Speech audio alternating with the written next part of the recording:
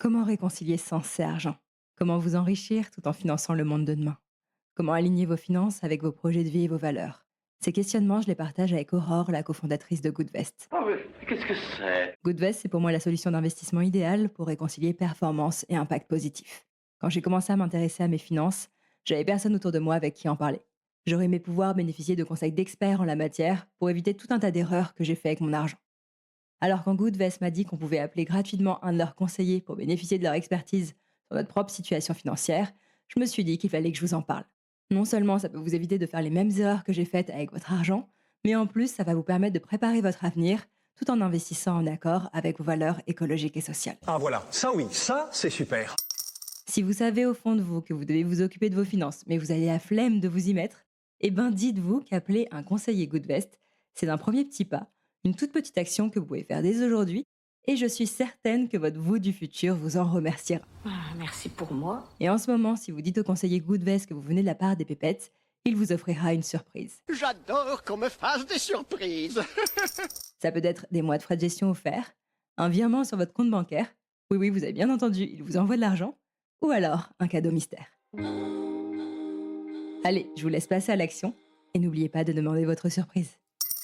J'ai oublié de vous dire, le numéro pour rejoindre un conseiller Goodvest, c'est le 01 89 20 31 67. Vous pouvez aussi passer par mon lien qui se trouve en description de l'épisode pour en savoir plus sur leur solution d'investissement et pour prendre rendez-vous avec un conseiller. Maintenant, place à l'épisode.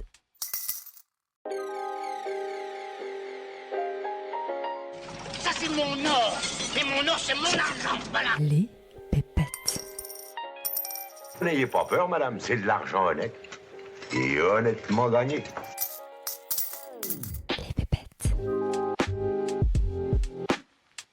Il y a une troisième option qui est à la mode en ce moment, puisque notre Premier ministre a décidé que ça devait intéresser les Français. C'est ce qu'on appelle le crédit lombard. Bienvenue sur Les Pépettes, je m'appelle Aude Guyenne et je cherche à réconcilier sens et argent. Le capital qu'il a créé, il était dans une stratégie qu'on appelle une stratégie de capitalisation. Donc du coup, on va changer de stratégie, on va aller plutôt sur une stratégie qu'on appelle de distribution. Je vous retrouve avec un nouveau cas pratique que j'ai eu le plaisir de décortiquer avec Gaël Berthélémy.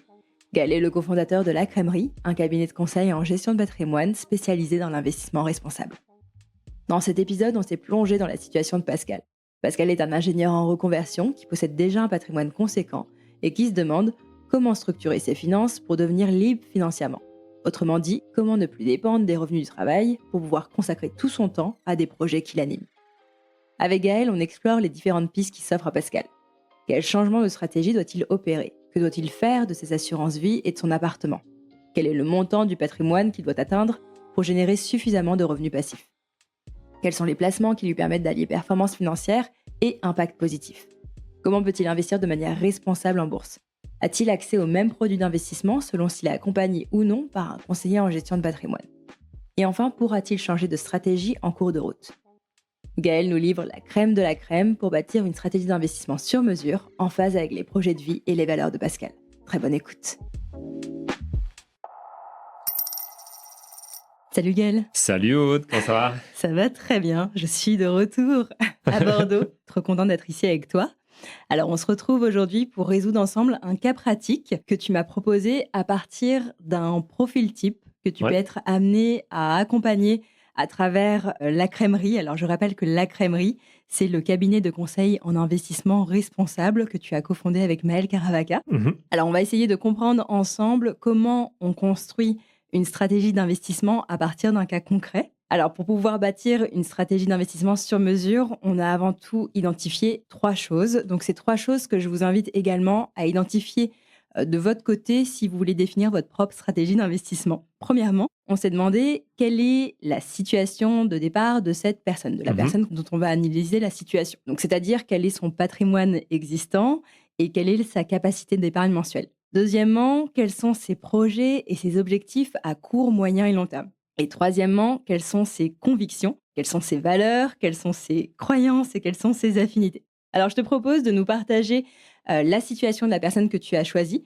Et ensuite, je te poserai des questions pour comprendre comment tu parviens, à partir de cet exemple, à élaborer une stratégie d'investissement alignée avec les projets et les valeurs de cette personne. Ouais, tout à fait. C'est un cas qu'on rencontre assez régulièrement à la crèmerie. Il y a pas mal de gens qui viennent nous voir parce qu'ils travaillent aujourd'hui dans des environnements qui ne leur plaisent pas forcément et donc ils envisagent à plus ou moins long terme une reconversion professionnelle. Donc c'est le cas qu'on va prendre aujourd'hui. En gros, c'est un ingénieur, voilà, il a 31 ans, il vit à Saint-Malo en Bretagne. On va l'appeler Pascal. Pascal, du coup, il est actuellement en reconversion professionnelle, il veut devenir freelance. Il se forme en ce moment pour devenir consultant à impact afin de pouvoir accompagner des entreprises dans leur démarche de transition RSE. Pascal, il n'a pas le chômage, mais il a déjà un bon patrimoine à son actif. En gros, il a 250 000 euros qui sont aujourd'hui placés sur plusieurs contrats d'assurance vie.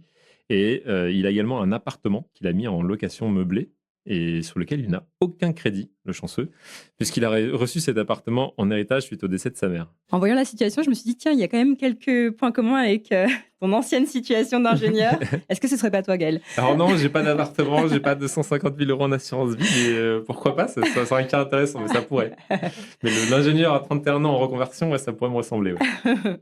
Alors, si on regarde ses revenus et ses dépenses, qu'est-ce que ça donne? Ouais, en gros, donc du coup, aujourd'hui, Pascal, il est en reconversion professionnelle, donc il a pas de revenus du travail, donc il touche zéro. Il ponctionne du coup 1 000 euros par mois sur ses assurances vie pour assurer en fait son train de vie, et il a également 500 euros par mois de revenus locatifs qui viennent en fait de la location de l'appartement qu'il a reçu en héritage. Au niveau de ses dépenses, donc il vit en concubinage, et donc sa part du loyer, c'est à peu près 400 euros. Il dépense 1 100 euros en gros par mois pour son train de vie, ce qui fait un total de 1 500 euros par mois de dépenses mensuelles. Donc il est à peu près à l'équilibre, donc il met zéro de côté, mais il est à peu près à l'équilibre entre ce qu'il prend sur ses assurances vie, ce qu'il reçoit de ses loyers, et puis ce qu'il dépense au quotidien. Il est à l'équilibre, mais pour autant, il n'a aucune capacité d'épargne mensuelle, puisque je rappelle que la capacité d'épargne mensuelle, c'est la différence entre ce que vous gagnez et ce que vous dépensez par mois. Donc, comme dans notre exemple, Pascal touche uniquement 500 euros de revenus locatifs nets par mois et il dépense 1 500 euros par mois. Donc, ça veut dire que, comme tu disais, il pioche 1 000 euros, il est en négatif de 1 000 euros par mois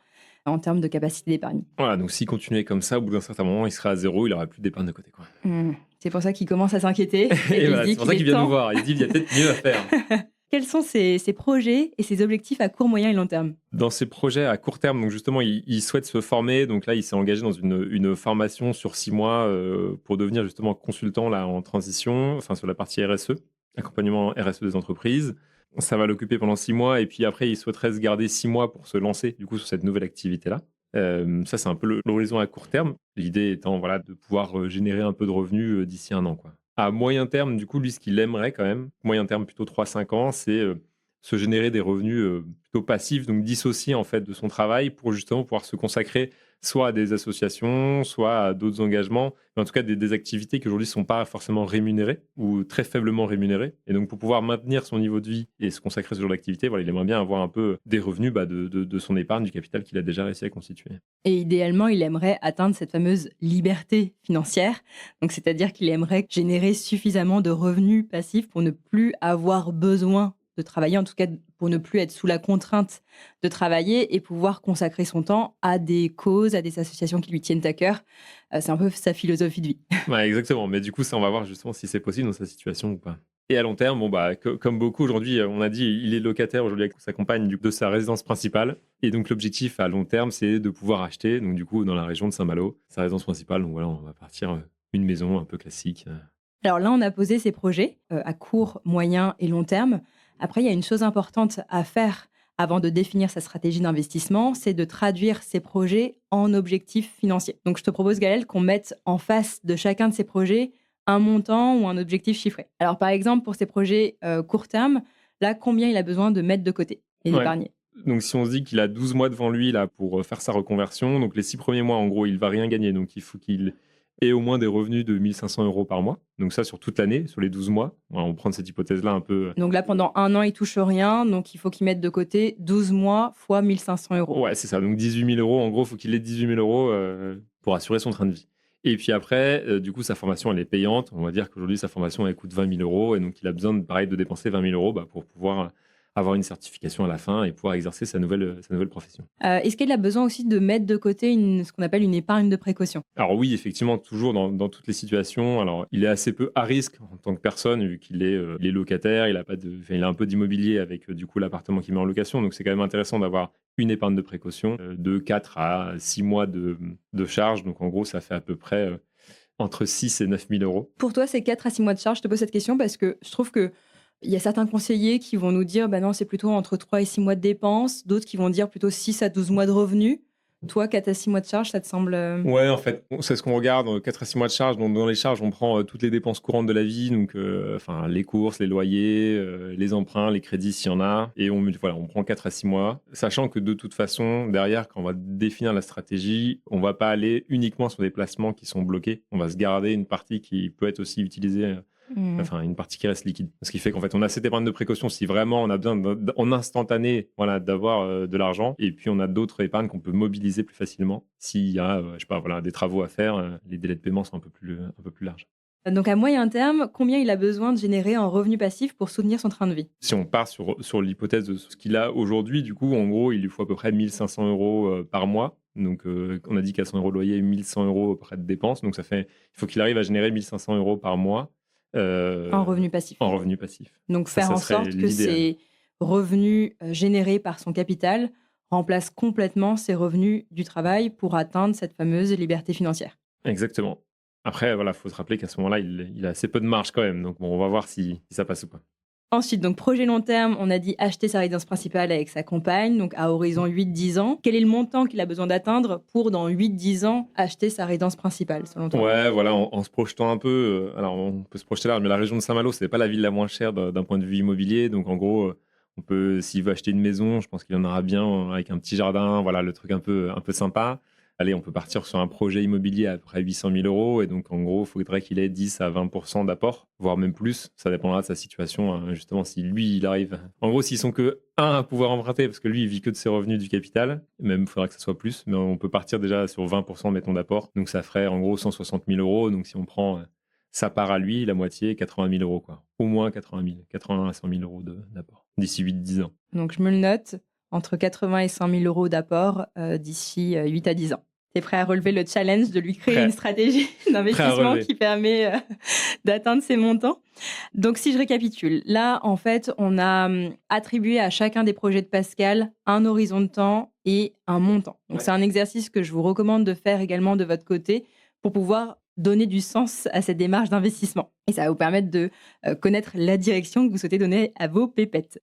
Donc, pour soutenir là, son projet de reconversion professionnelle, on a dit que Pascal avait besoin de mettre de côté 38 000 €. Donc, 20 000 € pour sa formation et 18 000 € pour assurer son train de vie pendant 1 an. Pour pouvoir atteindre cette fameuse liberté financière, c'est-à-dire pour pouvoir générer des revenus à partir de son capital et non à partir du travail, lui, on estime qu'il a besoin de 18 000 € par an de revenus passifs. La question qui se pose, justement, c'est en combien de temps il peut arriver à cette fameuse liberté financière. Et ça va dépendre également du type de stratégie d'investissement que tu vas lui proposer, selon si elle est plutôt dynamique, agressive, ou si elle est plutôt sécuritaire ou équilibrée. Donc, tu nous le diras après. Et ensuite, à horizon 8-10 ans, donc il envisage d'acheter sa RP. Donc, comme on a dit, il a besoin d'atteindre ce montant de 80 000 ou entre 80 000 et 100 000 € d'apport. Donc là, Pascal, il est de là, en tout cas, où il veut aller dans les prochaines années. Maintenant, comment il souhaite s'y rendre, c'est toute la question. Et pour pouvoir y répondre, on va regarder davantage ses convictions et ses affinités. Pour ses convictions, c'est quelqu'un qui est quand même assez engagé, il est très militant au quotidien et un point vraiment particulier pour lui, c'est qu'il souhaite que son argent soit un vecteur d'impact social et environnemental. Donc typiquement, il va souhaiter l'exclusion de tout ce qui est énergie fossile, entreprises qui peuvent exploiter les animaux, défense, armement, etc. Enfin voilà, tous les secteurs assez classiques qu'on peut exclure. Lui, dans ses affinités, ce qu'il l'apprécie particulièrement, ça va être tout ce qui est immobilier durable et inclusif. Un des grands chantiers, on le sait, de la transition écologique, c'est la rénovation énergétique des bâtiments. Donc ça peut être typiquement quelque chose qui peut lui plaire. Et également tout ce qui est accessibilité sociale. Aujourd'hui, il y a un vrai défi sur le logement social en France, d'autant plus là, avec la hausse des taux dernièrement et le contexte économique. C'est un vrai challenge. Et donc du coup, on a besoin de gens comme Pascal qui sont prêts à investir pour construire de nouveaux logements sociaux. Donc voilà, ça peut être des thématiques qu'on peut creuser. Je ne veux pas tout dévoiler tout de suite.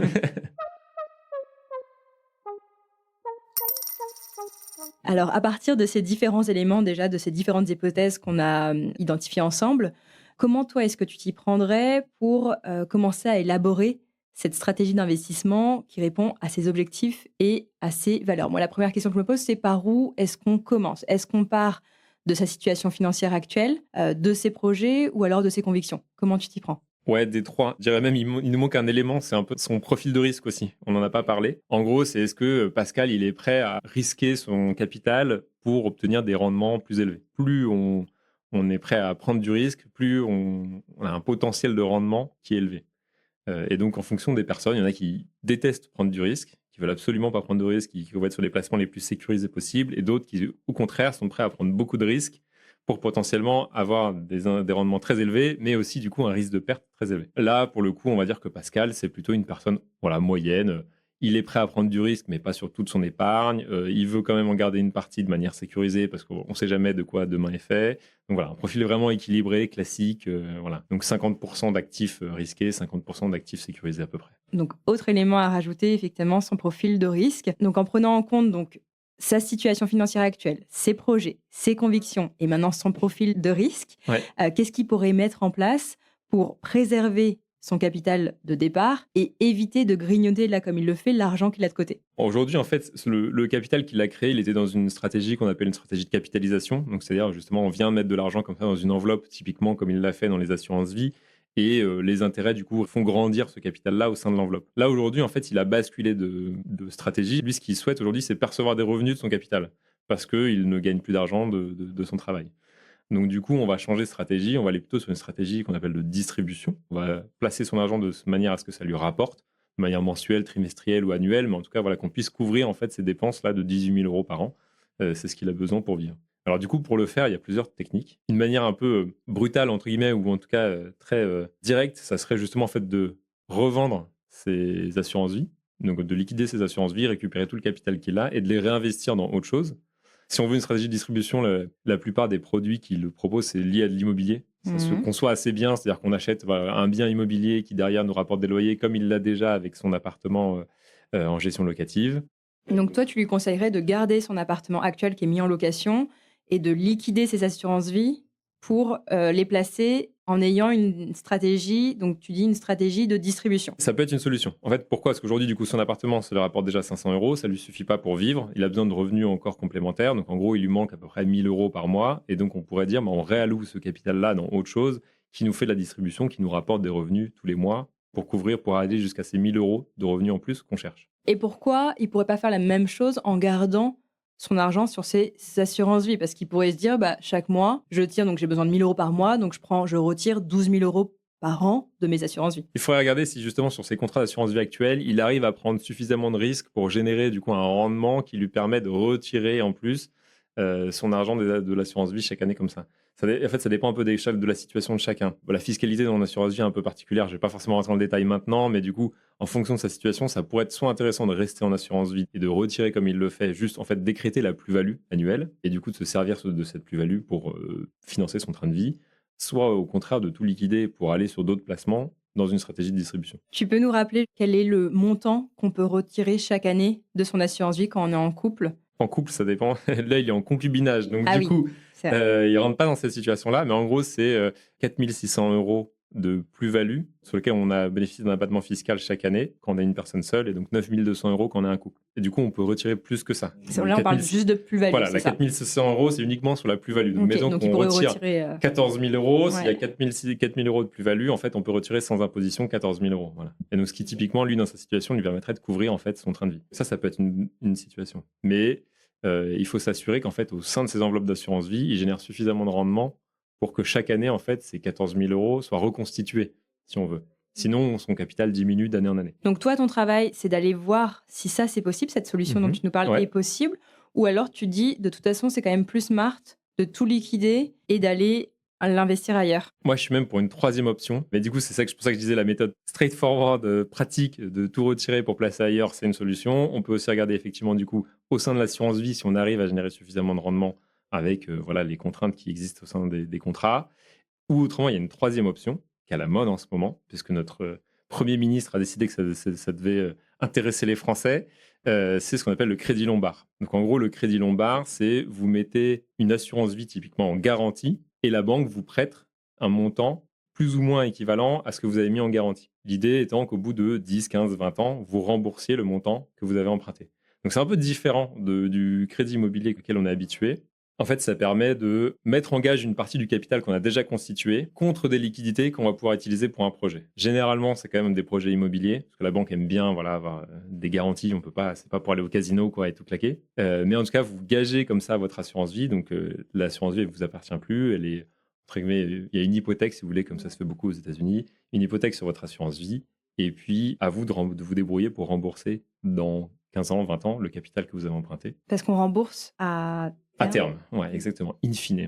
C'est à la mode parce que notre cher Premier ministre, du coup, elle l'a fait. C'est pour ça que si vous regardez cette déclaration de transparence, il a un seul placement, c'est une seule assurance vie.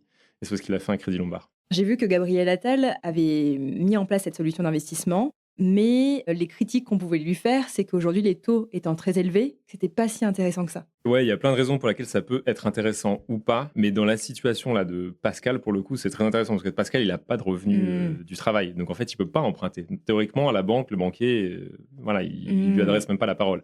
Alors que là, le fait qu'il ait déjà un capital constitué, ce crédit-là peut lui permettre potentiellement d'obtenir un crédit. Combien il pourrait lever en mobilisant 250 000 euros? Ça dépend de quoi est constituée son assurance vie. Si son assurance vie est constituée de fonds euros, il pourra obtenir à peu près le même montant que le capital placé en assurance vie. Donc ça peut être vite très intéressant. Donc passer de 250 000 à 500 000 euros de surface financière à investir. Exactement. Okay. Et après, s'il y a un peu d'unité de compte, donc des actions ou autres, le montant empruntable du coup diminue, 80, 60, 50, etc. Voilà, ça diminue en fonction du coup de comment est constituée cette assurance vie. Mais typiquement, dans la situation de Pascal, on pourrait dire, en fait, on fait un arbitrage, on met tout en fonds euros. En contrepartie, du coup, on fait un emprunt de 250 000 euros qu'on vient utiliser pour faire autre chose, un autre projet immobilier, par exemple, qui vont venir lui rapporter ces 1 000 euros par mois pendant les deux, peut-être la première année au moins, peut-être la deuxième, si jamais il n'arrive toujours pas à créer des revenus. Et puis en fait, troisième, quatrième, cinquième, là, il va réussir à créer des revenus et donc il va pouvoir créer un autre capital qui lui permettra de rembourser son crédit Lombard. Mais donc, il faudrait qu'il fasse un projet immobilier qui a un cash flow positif, qui lui ramène de l'argent chaque mois.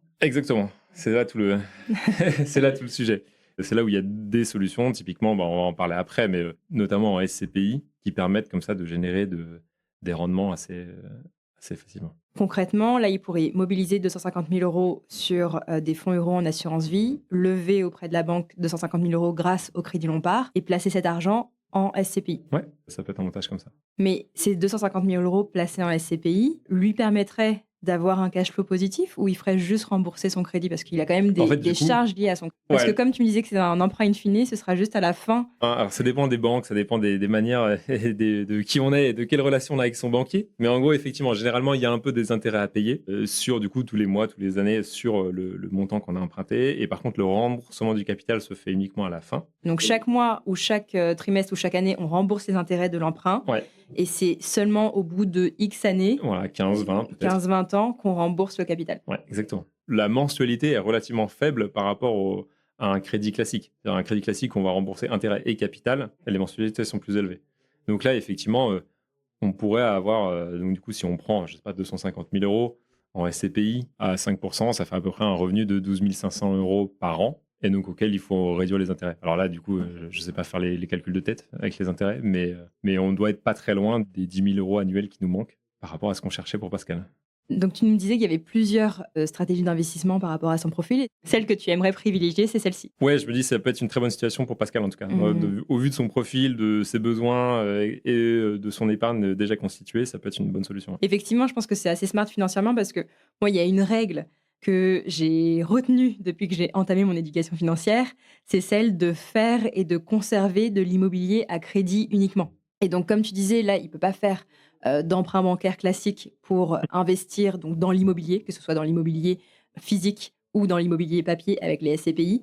Donc, le crédit Lombard peut être intéressant dans sa situation pour qu'il puisse emprunter, quand même faire de l'immobilier à crédit, malgré le fait qu'il n'ait pas un profil intéressant aux yeux des banques pour un emprunt classique. Si on se base sur cette fameuse règle, est-ce qu'il n'aurait pas intérêt aussi à vendre son appartement actuel qui est en location pour faire quelque chose en fait de plus intéressant? Parce que là, par exemple, si on prend l'hypothèse que, je ne sais pas, son appartement, disons qu'il vaut combien il ramène 500 euros par mois à Saint-Malo. À Saint-Malo Saint-Malo, c'est un tout petit appartement à 500 euros par mois. Non, on peut dire 150 000, un truc comme ça, je pense. 150 000, 200 000 peut-être. Ok. Aujourd'hui, il a 150 000 euros qui sont bloqués dans son appartement, qui lui ramènent donc 500 euros par mois. Donc, si on calcule le rendement, 500 euros x 12 divisé par 150 000, je te laisse le faire. 500 euros par mois, donc x 12, ça fait 6 000, divisé par 150 000 euros, du coup, le prix de l'appartement, ça fait 4%. Son appartement lui permet d'atteindre un rendement brut de 4%. Si on regarde par exemple le marché action, on sait que le marché action, il délivre en moyenne un rendement de... Moi, je m'étais noté 7% par an depuis 240 ans. Donc, Ouais, voilà, après, c'est toujours un peu pareil. C'est effectivement, c'est à peu près cette ordre d'idée-là. Après, il y a plusieurs raisons pour lesquelles il pourrait le conserver quand même. Déjà, parce qu'il n'a pas de crédit dessus et il peut plus, enfin, pas forcément emprunter, ou on l'a vu, il y a des limites à sa capacité d'emprunt. 2, effectivement, s'il connaît bien l'appartement et qu'il a potentiellement de l'affect aussi pour cet appartement, parce qu'il l'a reçu par héritage, donc il y a des raisons personnelles pour lesquelles il ne pourrait pas vendre. Et après, d'un point de vue purement financier, ce qu'on va regarder avec lui, c'est est-ce qu'il a aussi bien optimisé son appartement pour optimiser les revenus. Aujourd'hui, on sait qu'il a 500 euros par mois de revenus locatifs, mais est-ce que c'est plutôt des revenus parce qu'en fait, il a mis un locataire à l'année, ou est-ce que c'est parce qu'il fait de la location saisonnière, ou est-ce qu'il n'y aurait pas moyen d'optimiser comme ça en faisant un peu un mix des deux. Surtout si c'est à Saint-Malo, ça s'y prête plutôt bien. Il faut regarder un peu tout ça. Pareil, est-ce que en fait, son appartement est rénové aux dernières normes, aux derniers goûts en termes de qualité, etc. Et potentiellement, il pourrait aussi, voilà, en faisant un petit investissement en travaux, augmenter aussi ses revenus locatifs parce que l'appartement serait de meilleure qualité. Il y a plein de moyens en fait de voir si on peut justement travailler autour de ce bien-là. Comme il est déjà propriétaire, ça reste intéressant, avant de se dire en fait le revendre pour replacer ailleurs. mais si on met de côté la partie émotionnelle, la partie affect liée à cet appartement, moi, je pourrais me dire, c'est aussi beaucoup. Donc, tu vas faire des travaux, essayer d'optimiser, faire la location saisonnière, tout ça, ça demande quand même un effort de gestion assez important. Alors que si je plaçais cette même somme à nouveau en bourse, tu vois, si je regarde par exemple le MSCI World, ça délivre une performance annualisée de 8-9%. Donc, tu vois, je me dirais, bon, bah, quand même, en tout cas, d'un point de vue rentabilité, je me dirais, je ferais beaucoup moins d'efforts en plaçant cette somme en bourse plutôt que de devoir gérer un appartement qui va nécessiter des efforts, qui va être potentiellement moins avantageux aussi en termes de fiscalité. Qu'est-ce que tu en penses ? Il faut voir quand même une chose, c'est que le MSCI World, typiquement, et un investissement immobilier, ça n'a rien à voir en termes de placement et de psychologie de placement. Juste petite parenthèse, je rappelle que le MSCI World, c'est un indice boursier qui va répliquer la moyenne des performances des 1500 plus grandes entreprises mondiales cotées en bourse. Donc c'est pour ça que c'est un indice qu'on prend souvent en exemple parce que ça montre bien ce que peut délivrer la bourse en termes de performance si on est très diversifié. Ouais, voilà, c'est ça. Quand vous investissez sur le MSCI World, le lundi, vous allez faire plus 5, le mardi, vous allez faire moins 12, le mercredi, vous allez faire plus 10. Si vous regardez régulièrement votre compte en banque ou votre compte, vous allez voir votre placement monter, descendre. Et typiquement, quand on est dans une situation comme Pascal, assez instable financièrement, je le pousserais pas en tout cas à aller vers des placements comme ça qui prennent beaucoup de risques, qui ont beaucoup de volatilité. Parce qu'en fait, il en a besoin de cet argent-là. C'est 500 euros par mois, il en a besoin tous les mois, quoi. C'est ça qui lui couvre aujourd'hui son loyer, ses dépenses, etc. Et donc, même si effectivement ça représente un peu de charge de gestion, et encore si c'est un investissement locatif à l'année, est-ce qu'il y a vraiment tant que ça de charge de gestion? Peut-être pas, il faudrait regarder justement avec lui. Mais en tout cas, je ne le pousserai pas à aller vers des trucs plus risqués, en tout cas sur ce capital-là qu'il a déjà immobilisé. Peut-être que sur l'assurance vie, en fait, s'il ne fait pas le crédit Lombard et donc du coup, il n'a pas besoin de le placer en fonds euros, on peut regarder, il y a des stratégies, c'est ce que je disais, c'est la première option, regardez s'il y a des stratégies de rendement plus intéressantes. Et typiquement là, dans le contrat d'assurance vie, on peut aller sur des marchés actions et donc s'exposer à de la volatilité, etc. Et il y a des rendements du coup plus élevés. Vendre cet appartement qu'il a déjà, qui lui rapporte déjà 500 euros par mois, non, je ne le ferai pas forcément. Ce n'est pas quelque chose que j'irai regarder. À discuter avec lui, bien sûr, mais en tout cas, ce n'est pas forcément une option intéressante. Les pépettes. Donc là, si je résume, sur les 250 000 euros de liquidité dont bénéficie Pascal, on a dit 38 000 euros, mais plus l'épargne de précaution, en gros, il y aurait 50 000 euros qui seraient là, mis de côté pour tous ces projets court terme. Où est-ce que tu placerais déjà ces 50 000 euros ? Alors, de manière très simple, on va réserver ça sur des livrets. Alors déjà, sur les 50 000, il y a 20 000 qui partent pour la formation, donc cela, au revoir. Et après, du coup, sur les 30 000 qui restent, principalement sur des livrets bancaires, capital garanti, intérêt garanti. On ne va pas forcément chercher beaucoup de rendement, mais ce n'est pas l'objectif. L'objectif ici, c'est d'avoir de la liquidité. Donc, livret A, LDDS, par exemple. Voilà, c'est classique. Et après, en fonction du profil, par exemple, il y en a qui sont beaucoup plus engagés, qui veulent beaucoup plus de transparence. Et là, on peut typiquement envisager des livrets bancaires comme à la Nef, où on a une transparence complète sur les projets financés. Mais du coup, le rendement est aujourd'hui versé beaucoup plus faible. Tu peux nous dire pourquoi c'est intéressant d'investir à la Nef quand on est dans une démarche d'investissement ? Oui, bien sûr. Ouais, en gros, c'est vraiment un sujet de transparence. En fait, aujourd'hui, quand vous déposez de l'argent sur votre livret A ou votre LDDS, même si certains disent le contraire, aujourd'hui, la transparence, elle n'existe pas. C'est-à-dire que c'est très, très difficile de savoir exactement à quoi va servir votre argent. Il est fléché pour partie, 60% qui va à la caisse des dépôts et consignations, et le reste, par contre, reste à la main des banques. Et donc derrière, les projets qui sont financés, c'est un peu trouble. Là où la nef, par contre, s'engage chaque année à publier la liste de tous les projets qu'elle finance. Et donc chaque année, vous avez un rapport qui vous dit, bah voilà, les 100, 200, 300 projets qui ont été financés par la nef et à quoi a servi en fait l'argent des livrets. Après, on peut être en accord ou pas avec les projets financés, ça peut nous intéresser ou pas, mais en tout cas, il y a une démarche de transparence qui est vraiment intéressante. Et ce qui est intéressant pour Pascal, parce qu'effectivement, une des choses qu'il n'aime pas à propos d'investissement, c'est ce manque de transparence et cette opacité qui est liée à la finance. Et donc, c'est un travail formidable que fait la nef, en tout cas d'être très transparent sur ce sujet et de montrer aux épargnants à quoi sert leur argent et qu'est-ce qui permet de financer. Donc, il a 50 000 euros soit placés sur des livrets A, LDDS, soit placés à la nef en accord avec ses valeurs. Il reste donc ces 200 000 euros à investir. Dans quelle enveloppe, concrètement, il les met? En fonction de la stratégie. Donc aujourd'hui, c'est dans des assurances-vie, en fait. Son argent, il est déjà dans des assurances-vie. Et d'ailleurs, du coup, il faudrait interroger si on a besoin de sortir ou pas les liquidités de l'assurance-vie et de les placer sur les livrets, comme on vient d'en parler. Potentiellement, s'il a vraiment en fait, un tout petit peu de cash à côté et pas mal de liquidités, on pourrait laisser en fait, ces liquidités dans son assurance-vie. Bref, c'est vraiment à discuter en fonction du profil des gens. Est-ce qu'ils sont à l'aise ou pas avec les délais de retrait des assurances-vie? Donc effectivement, il lui reste à peu près, on va dire, 200 000 euros en assurance-vie. Si on prend l'option, on rachète entièrement les assurances-vie pour aller investir dans l'immobilier. Donc typiquement en SCPI, pour éviter de se rajouter justement de la charge de gestion supplémentaire. On revend les assurances-vie, on liquide totalement et on va racheter des SCPI. Ça, c'est la solution numéro 1. Solution numéro 2, du coup, c'était ce dont je parlais, là, le crédit Lombard. Donc on garde en fait les 200 000 euros au sein d'une enveloppe d'assurance vie, plutôt en fonds euros justement pour maximiser la capacité d'emprunt. Et avec l'argent emprunté, là, on va aller financer un autre projet. Donc typiquement, pareil, soit des SCPI, soit un autre appartement, soit autre, peu importe, hein, mais c'est souvent un projet immobilier quand même. Pourquoi ça te semble intéressant d'aller sur des SCPI? Est-ce que tu peux nous rappeler ce que c'est concrètement? Et en quoi, parce que je rappelle que le prérequis aussi de Pascal, c'est d'avoir de l'impact à travers ses investissements. En quoi cette solution d'investissement que tu lui proposes est alignée avec ses valeurs? Une SCPI, c'est Société Civile de Placement Immobilier. Il faut voir ça comme un pool d'investisseurs qui se mettent en commun pour acheter un parc immobilier. Et puis après, du coup, les revenus tirés de ce parc immobilier sont répartis entre les investisseurs. Donc en gros, quand vous investissez en SCPI, vous achetez une part d'un parc immobilier très développé, très diversifié. Donc généralement, c'est plusieurs dizaines ou centaines d'immeubles et répartis géographiquement partout en France ou en France et en Europe. Pourquoi c'est intéressant purement d'un point de vue financier déjà? Parce que ça permet une diversification importante. Vous n'achetez pas un appartement, mais potentiellement plusieurs immeubles. Les locataires aussi sont généralement pas les mêmes. On est plutôt sur des locataires professionnels, commerces, entreprises, qui vont venir louer en fait vos locaux. On n'est pas sur du logement. Donc lui qui a déjà un appartement en location dans du logement, enfin de logement, ça peut être intéressant de se diversifier dans autre chose, d'autres types d'immobilier. Et pourquoi ça peut être durable? Parce qu'en fait, il y a certaines SCPI qui justement ont cette démarche de rénover leur parc immobilier. Et quand je dis rénover, c'est aller au-delà de leurs exigences réglementaires. Aujourd'hui, elles sont toutes obligées réglementairement de mener des travaux de rénovation, mais il y en a qui sont mieux disantes que d'autres, qui vont aller plus loin, qui vont mieux valoriser les immeubles, etc., etc. Et donc, c'est là où ça peut être intéressant. Surtout que lui, on a dit au tout départ de l'épisode que justement, il avait cet attrait-là pour l'immobilier durable. Et donc, il y a des SCPI qui correspondent à ces critères.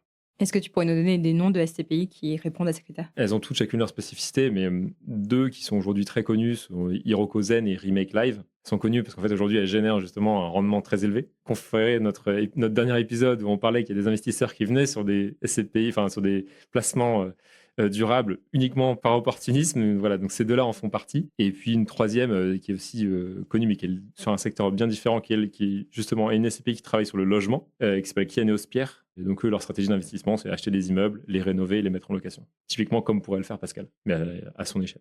Donc là, si on prend l'hypothèse qu'il laisse ses 200 000 euros placés sur une assurance vie en fonds euros et il lève auprès de sa banque 200 000 euros pour les mettre sur une SCPI, est-ce qu'il investit en une fois cette somme sur la SCPI? Est-ce qu'il prend plusieurs SCPI? Tu vois, est-ce qu'il fait une redistribution entre Kianeos, Remake Live et Hirokozen? Ou est-ce qu'il investit en plusieurs fois sur chacune de ces solutions, sur un temps donné? Investir dans le temps, alors comme c'est le marché immobilier, on n'est pas obligé. Les cycles du marché immobilier sont assez longs Et donc, du coup, en fait, il y a... Contrairement à la bourse. Voilà, contrairement à la bourse, où ça peut aller fluctuant. très vite, il y a beaucoup de volatilité. En une semaine, on peut perdre moins 20, moins 30, moins 50. Sur le marché immobilier, ça se passe rarement sur des temps aussi courts. Et donc, en fait, si on voulait appliquer la même logique de fréquence, en fait, il faudrait investir tous les 5 ans, investir en immobilier pour être sûr comme ça de lisser son entrée dans le marché immobilier. Donc là, pour le coup, lui, il n'a pas forcément le temps d'attendre en plus, comme il a besoin de ses revenus, en fait, là, maintenant. Donc non, on irait plutôt en une fois. Et sur la question de prendre une ou plusieurs SCPI, à partir de effectivement, plus de 100 000 euros, on peut commencer à se poser la question d'aller sur plusieurs SCPI. 100 000 euros, ça fait un petit studio. Effectivement, à 200 000 euros, on peut se poser la question, est-ce qu'on achète un T2 ou est-ce qu'on achète 2 studios Et donc, typiquement, pour les SCPI, c'est pareil. Alors, à voir en fonction des convictions, de ce qu'il aime aussi, on peut soit en prendre 2, 3, il n'y a pas de... Ça peut se faire, ouais. Et puis, je rappelle que pour Pascal, c'est important vraiment de comprendre quel va être l'impact de son argent. Qu'est-ce qui lui permettrait là de vérifier qu'il place son argent dans un investissement qui est réellement responsable et que ce n'est pas du greenwashing? Est-ce qu'il y a des moyens d'évaluer ça? C'est toujours la difficulté dans ce type d'investissement un peu intermédiaire. C'est-à-dire, en fait, vous investissez dans une SCPI qui, elle, va aller acheter des appartements, qui va aller faire des rénovations, ou des immeubles et qui va aller mener des rénovations. On est toujours un peu loin, en fait, de l'actif réel. Ces SCPI-là sont assez transparentes sur les travaux qu'elles mènent. Donc, ils ont, dans chaque rapport trimestriel, ils précisent, voilà, les acquisitions qui ont été faites potentiellement, mais aussi les travaux qui sont menés. Quels sont du coup les objectifs espérés et atteints. Donc typiquement, je sais que Caneos, ils ont tous les trimestres ou tous les semestres, ils publient les avant-après de leurs immeubles, voilà, avec les photos avant, les photos après. Donc ça permet de voir à quoi ressemblent les immeubles. Pareil, Hirokozen et Remake publient dans leur rapport l'étendue des travaux qu'ils mènent en termes de rénovation énergétique. Ça permet de suivre comme ça. Et puis après, rien n'empêche de se déplacer, d'aller voir l'immeuble physiquement dans la ville à côté de chez soi. Donc maintenant que la partie éthique, ça, c'est bon, Pascal est rassuré. Quel est le rendement auquel il peut espérer en investissant sur ces SCPI? Aujourd'hui, le rendement moyen des SCPI, c'est entre 4 et 4,5%. Donc ça, c'est le rendement moyen de toutes les SCPI confondues. Rendement brut. Ouais, rendement brut, ouais, bien sûr. Avant imposition, du coup. Donc si je donne des chiffres, donc Hirokozen et Remake Live, ces 2-3 dernières années ont été à plus de 7%. Donc c'est des performances très élevées, exceptionnelles, sachant que c'est très lié au contexte actuel et au démarrage de ces SCPI qui sont récentes. Elles sont lancées justement il y a 2-3 ans. Donc dès le départ, c'est un peu un argument marketing aussi de leur part de proposer des rendements très hauts pour attirer justement la collecte et les investisseurs opportunistes. Mais en gros, sur le temps long, eux, ils visent plutôt un rendement autour de 5,5. Et pour Kianeos, qui est plus âgée, je crois que c'est 2016-2017, l'année de constitution, elle est un rendement autour de un peu plus de 5%. Je crois que c'est 5,2 l'année dernière. Et elle a toujours dépassé les 5%. Et donc, son objectif, c'est effectivement d'aller vers les 5% sur le long terme. Donc, en gros, on peut espérer un rendement sur le long terme entre 5 et 5,5 sur ces SCPI-là, qui sont plutôt des SCPI performantes par rapport au reste du marché.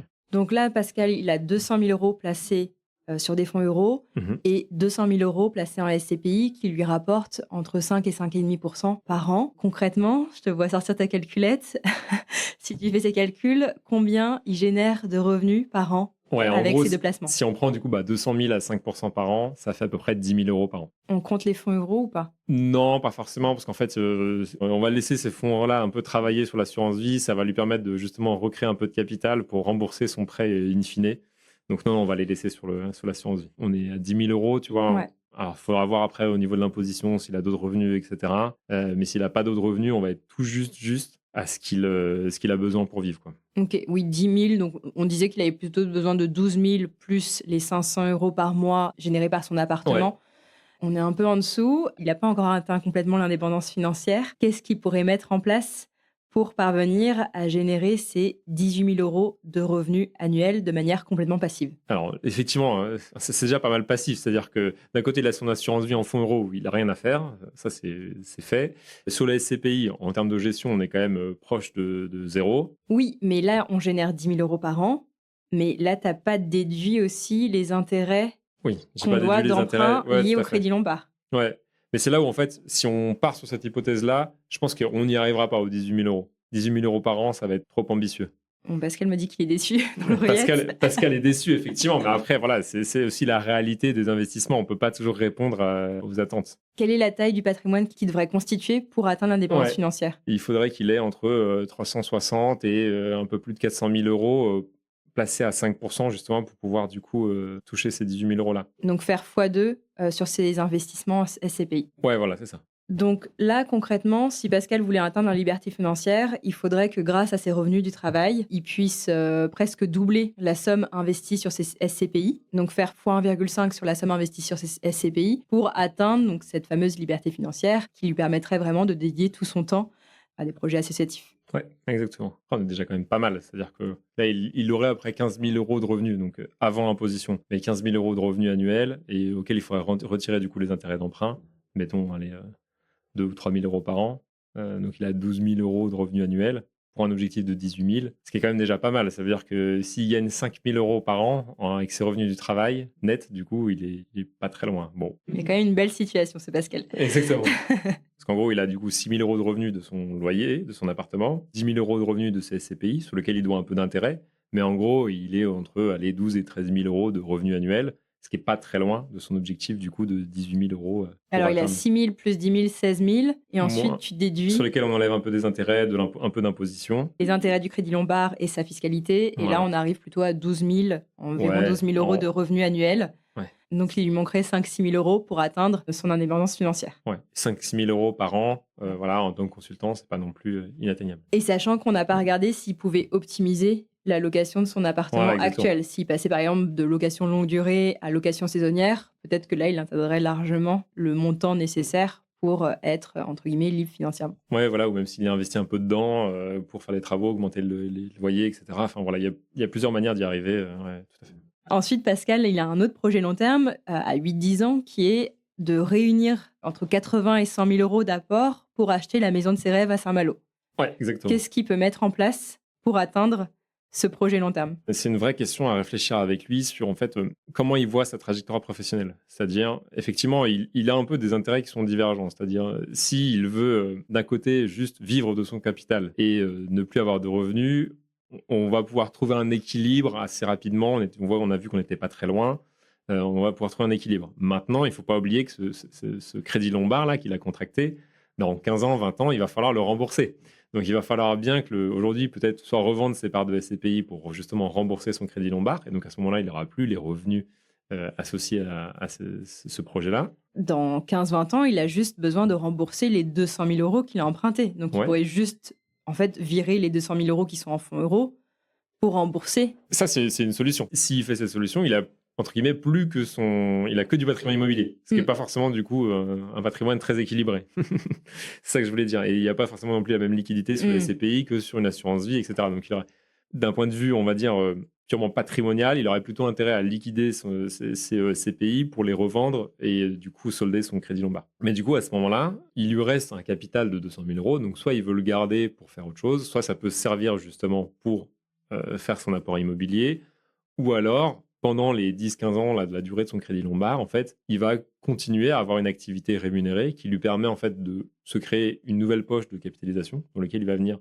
apporter comme ça chaque année un peu d'argent pour justement se constituer cet apport immobilier dont il aura besoin d'ici 8-10 ans. Et donc à lui de voir si effectivement il ne garde pas dans son activité une part d'activité rémunérée pour justement financer ce projet-là en fait. Voilà, ça c'est des discussions qu'on peut avoir avec lui dans ton projet pro, est-ce que c'est sûr que pendant 15 ans, tu auras zéro revenu ou est-ce que non, il y a quand même une partie qui sera rémunérée? Tu as levé un point intéressant, c'est qu'il a quand même pas mal d'immobilier. Là, il a donc son appartement qui est mis en location, ses SCPI, à part les fonds euros, donc qui lui servent de coussin, entre guillemets, de sécurité pour pouvoir faire son crédit Lombard. Il a presque tout en immobilier. Est-ce qu'il n'est pas dans une situation, justement, pas suffisamment diversifiée? Pas forcément suffisamment diversifié. En fait, si on dit que son appartement il vaut 150 000 euros, qu'il prend 200 000 euros de SCPI, ça fait 350 000 euros du coup d'immobilier. En face, il a 200 000 euros de fonds euros. Bon, ça va, il n'y a pas un énorme déséquilibre. Par contre, si effectivement, c'est ce que je disais, il soldait son crédit Lombard avec son fonds euro, en fait, il aurait uniquement de l'immobilier. Et là, effectivement, il y a un grand déséquilibre. Donc non. Par contre, effectivement, se pose la question sur en fait, qu'est-ce qu'il utilise pour capitaliser pour son futur achat immobilier. Sur 8-10 ans, on peut se projeter sur quelques stratégies un peu plus long terme. Et c'est là où on peut aller sur le marché action, que tu mentionnais tout à l'heure, et via un PEA ou via un compte titre. Mais là, du coup, on rentre dans une autre discussion qui est mais que veux-tu sélectionner, Pascal, comme entreprise dans ton PEA ou dans ton compte titre? Tu privilégierais un PEA ou un compte titre plutôt qu'une assurance vie? Il a déjà plusieurs assurances vie. Aujourd'hui, elles sont sur des fonds euros. soit il réouvre un autre contrat d'assurance vie dans lequel il va aller prendre plus de risques. Il peut aller chercher plus de risques vu qu'il a déjà un bon matelas en fonds euros d'un côté. Il peut aller chercher un peu plus de risques, surtout qu'il est sur des temps un peu longs, 8-10 ans. Donc ça correspond justement au temps long de la bourse.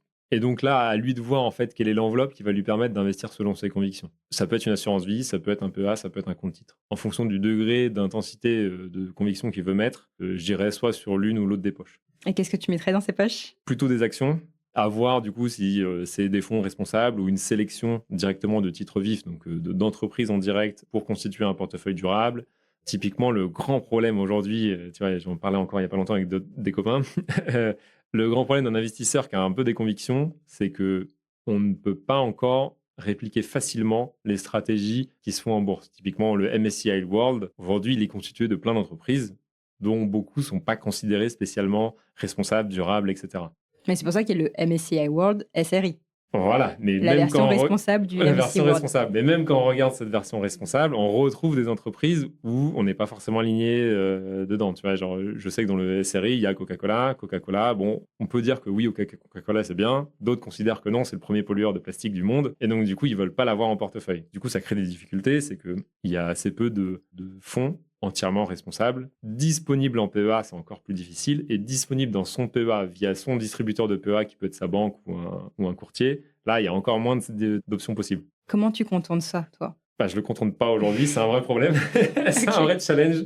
T'as pas de solution à nous proposer, Gaël? Non, en fait, si. Aujourd'hui, en fait, il y a... Mais du coup, c'est là où, en fonction des montants à placer, peut y avoir des solutions. Soit on peut passer, du coup, via des assurances vie, et on fait, en fait, des sélections de fonds sectoriels, etc., qui sont intéressantes. Soit on sort de l'enveloppe du PEA pour aller plutôt sur un compte titre en se disant c'est de l'investissement très long terme. Donc, en fait, c'est pas grave si on n'a pas la plus-value fiscale parce qu'en fait, on veut garder pendant très longtemps ces actions.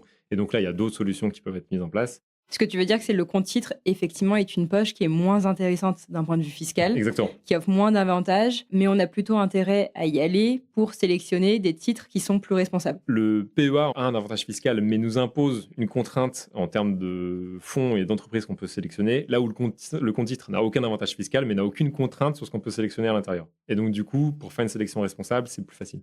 Si on est dans cette démarche d'investissement responsable, tu irais sur un compte titre pour faire ta propre sélection de titres.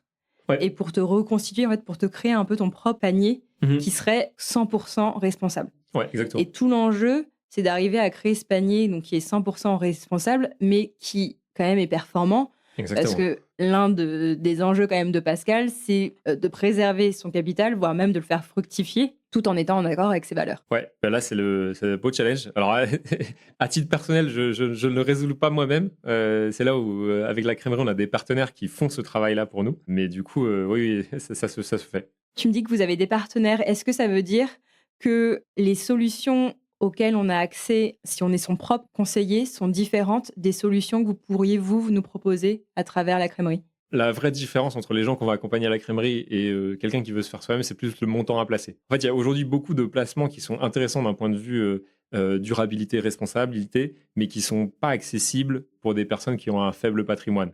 En gros, on va avoir des tickets minimum à, 25, 30, 50 000 euros. Et donc, si on veut avoir un patrimoine équilibré, aujourd'hui, ça peut poser des problèmes. De l'autre côté, en tant que du coup conseiller en investissement financier, on a aussi accès à des placements qui ne sont pas proposés au grand public. Et donc, typiquement, nos clients qui viennent nous voir à la crèmerie, ils ont accès via nous, du coup, vu qu'ils sont des distributeurs, à d'autres placements que ceux qui pourraient accéder en tapant dans Google, quoi.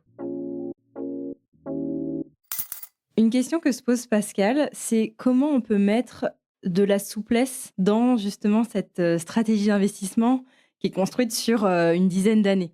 Par exemple, si jamais il se rend compte que finalement, il veut acheter sa RP non pas dans 10 ans, mais plutôt dans 5 ans, ou alors si dans 3 ans, il décide de se marier alors qu'il n'avait pas prévu de se marier, ou encore s'il envisage, je ne sais pas, de faire un tour du monde en famille, quelle sera sa marge de manœuvre? Je te pose cette question parce que je me rends compte que c'est difficile pour beaucoup de gens de se projeter sur le long terme, et c'est la raison pour laquelle finalement, beaucoup de gens ne font jamais cet exercice de construction d'une stratégie d'investissement et repoussent sans cesse ce travail qui est quand même nécessaire si on veut pouvoir financer ses projets de vie tout en nourrissant ses valeurs. C'est ce genre de questions qu'on pose au début parce que, en fait, en fonction de la décision qu'on prend, typiquement de prendre un crédit ou pas, etc., c'est des choses qui sont plus ou moins engageantes et qui, du coup, nous permettent d'avoir derrière plus ou moins de flexibilité. Si on part sur l'hypothèse que Pascal, il nous a fait un crédit Lombard, donc il a son CSCPI, son appartement, ses fonds euros. En gros, fonds euros, il ne pourra pas y toucher tant qu'il a ses parts de SCPI. Donc, soit il fait un remboursement de parts de SCPI, il rembourse son crédit Lombard et à la limite, du coup, ça lui redébloque une capacité d'emprunt pour pouvoir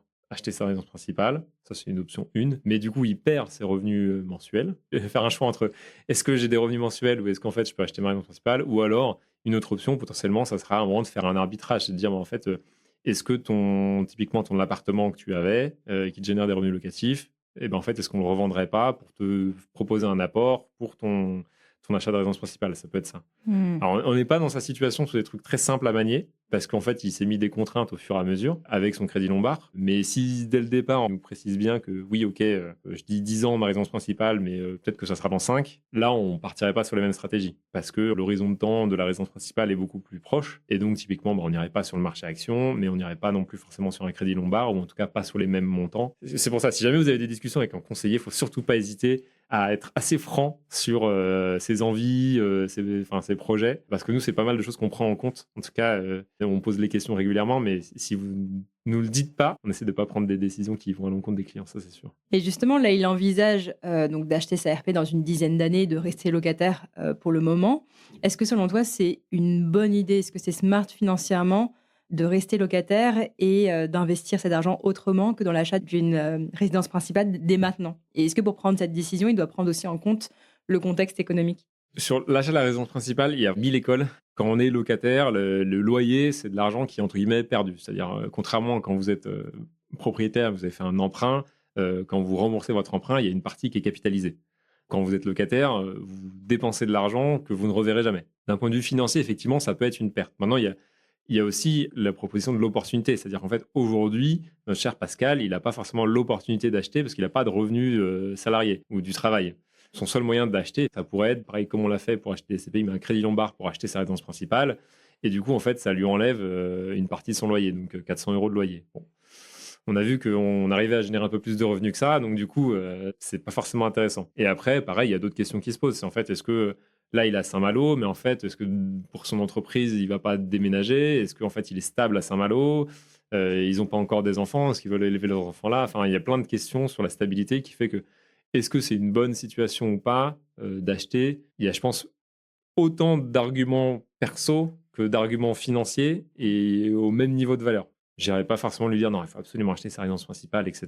Ça dépend vraiment des projets de vie. Merci beaucoup, Gaël. Je trouve ça passionnant de comprendre toutes les réflexions qu'il peut y avoir derrière la construction d'une stratégie d'investissement. Et merci de nous avoir partagé ton raisonnement, ta façon de définir une stratégie qui va être alignée avec ses projets de vie et avec ses valeurs. J'espère que ça vous aura aidé, vous aussi, à créer votre propre stratégie d'investissement. D'ailleurs, envoyez-nous un message si vous le faites à la suite de l'écoute de ce cas pratique. Aussi, si parmi celles et ceux qui nous écoutent, il y en a qui veulent bénéficier de tes conseils en investissement responsable, où est-ce qu'on peut les rediriger, Gaël? Directement sur notre site lacremerie.co, c'est le plus simple, ou autrement par mail à gaël@lacremerie.co. Voilà, c'est aussi simple que ça. Trop bien. Merci, Gaël. Merci beaucoup, Aude.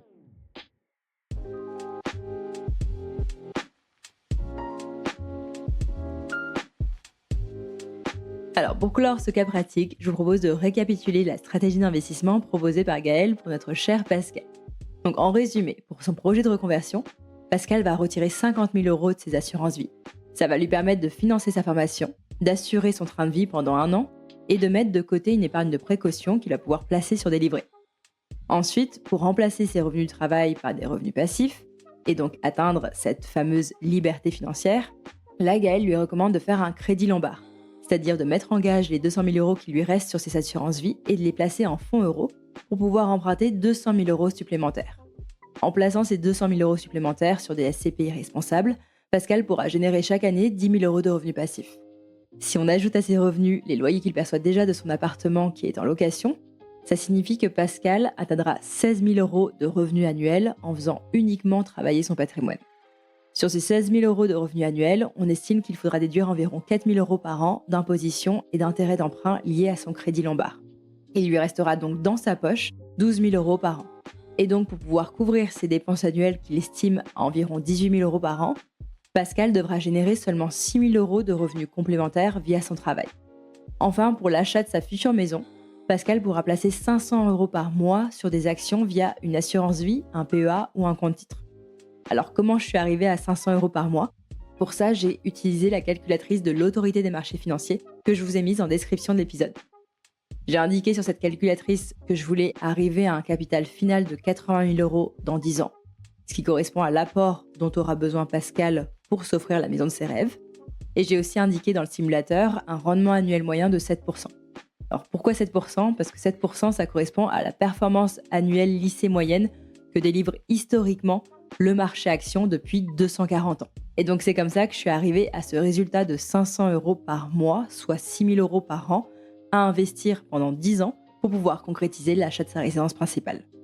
Donc en conclusion, Pascal ne va pas atteindre tout de suite la liberté financière, mais avec le patrimoine qu'il a déjà à sa disposition, il n'aura que 12 000 € par an à générer via ses revenus du travail pour pouvoir financer tous ses projets à court, moyen et long terme. Finalement, la meilleure stratégie pour Pascal, c'est celle de recourir au levier du crédit lombard. Notamment parce que Pascal a déjà un capital existant, mais aussi parce qu'il n'a pas accès au levier du crédit immobilier classique, puisque pour le moment, il ne perçoit pas de revenus du travail. J'espère que ce cas pratique vous aura éclairé sur la manière dont on peut structurer un patrimoine existant pour générer des revenus passifs et remplacer petit à petit ses revenus du travail. Si vous avez des questions par rapport au raisonnement qu'on vous a partagé dans ce cas pratique, n'hésitez pas à nous en faire part. Vous pouvez m'écrire sur Instagram, les Pépettes Podcast, ou alors vous pouvez contacter directement Gaëlle par mail, gaëlle@lacrèmerie.co.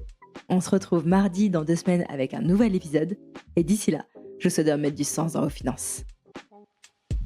Psst, et rappelez-vous, vous pouvez remettre du sens dans vos finances grâce à Goodvest. Et en venant de la part des Pépettes, vous aurez une surprise.